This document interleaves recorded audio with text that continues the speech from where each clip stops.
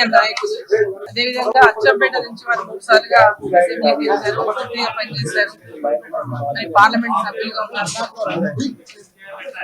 ఆ ప్రాంతంలో వారికి ఒక మంచి పేరుంది. ఎలాంటి మచ్చలైనటువంటి నాయకుడు, మృదు స్వభావి, అందరి కూడా కలుపుకొని పోయినటువంటి వ్యక్తి అనే పేరున్నటువంటి నాయకుడు.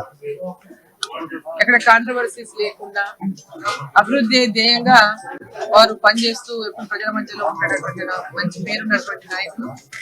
వాళ్ళ నాగర్ కర్నూలు పార్లమెంట్ నుంచి వారు పార్లమెంట్ సభ్యులు,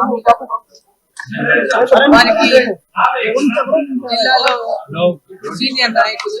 అదేవిధంగా అచ్చంపేట నుంచి వారు 3 సార్లుగా అసెంబ్లీకి గెలిచారు, మంత్రిగా పనిచేశారు, మరి పార్లమెంట్ సభ్యులుగా ఉన్నారు.